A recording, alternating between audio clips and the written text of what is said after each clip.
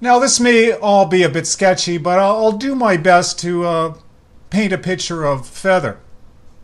I believe Feather's grandfather was a white man, and her grandmother was blessed with a few drops of Mohawk blood. However, at that time, when a native woman married a white man, their Indian status was taken away from them. The family lived in a large house in Deseronto that continues to be the domicile of the grandmother and Feather's mum. Feather's mum never married. She had 2 children with 2 unknown white men, Feather and Kip. Kip is an extremely good-looking guy, a Hollywood casting agent's idea of how a Mohawk should look. He's got himself a good job with Native Affairs in Saskatchewan. Feather's maiden name is Barnhard. She looks more like her German ancestors and in fact has a very Teutonic demeanor. Her face is always on the ready to express disapproval. Feather married a white man and has 2 beautiful teenage Amazonian-type daughters. They're really hot. The marriage didn't last too long and the husband has since moved away to North Bay. The girls stay in close touch with him. They visit him and his new family often. I'd like to say that after Feather's marriage breakup, she started acting like a wild Indian. But of course, she's hardly Indian at all, but we all give her the benefit of the doubt and say that because she became the happy Hiawatha of Tyendinaga. Many a brave had a notch on his loincloth, thanks to Feather spreading her favors far and wide. She was quite the drinker and a gal who liked to fight. Barroom patrons have witnessed her scratching and pulling hair out of some poor witch's head. These fights were usually to do with men. Feather's the jealous type, and so far as the man at the moment is concerned, every woman is the enemy.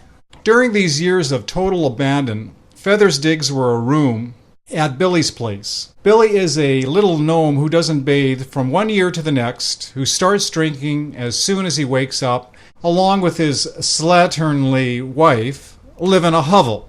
If any were squeamish about the debris and filth they had to pass to get to Feather, it didn't diminish the long list of ardent young bucks that climbed the stairs to what was known as Billy's room. This went on for a few years, and then she decided to clean up her act. She stopped drinking. She applied to be reinstated as a Mohawk. The law had changed again so that women who had lost status due to the old laws could claim their nativehood once more. A crazy aside of all these crazy laws, she got status and her daughters also got it, but only until they are 18, unless they marry natives, and that's hardly likely. Feather says that native guys are too promiscuous. She bought a house on the reserve. She hooked up with another white guy who moved in with her. He finished the construction on her house. Once that was done, she was done with him. He's one bitter hombre who lives in a few towns down the road. She also has upgraded her education. Well, if you can call getting a joke degree on the internet an upgrade.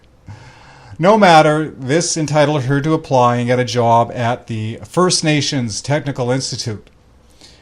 She counsels young natives who want to go to college or university.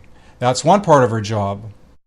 The other is acting as a liaison with college personnel to discuss how the curriculum could be changed to rewrite history, show the natives in a better light.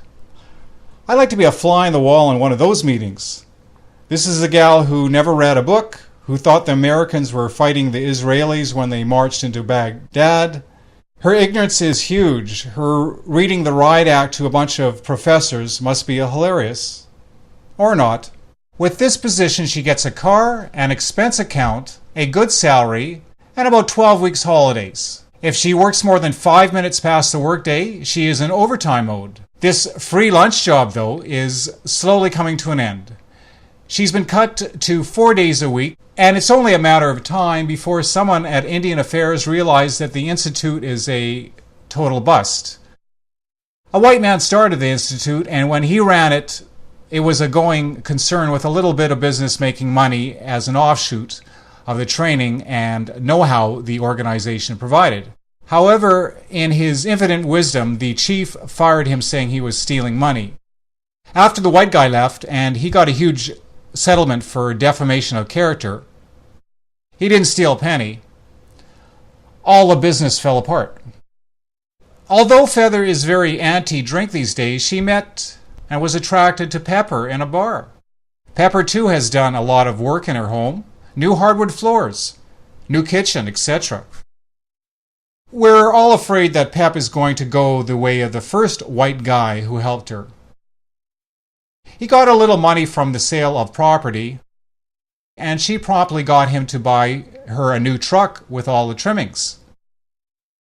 Feather's so dumb, someone suggested Pep get her an antique diamond ring. Feather said, "No, I've got a drawer full of old rings."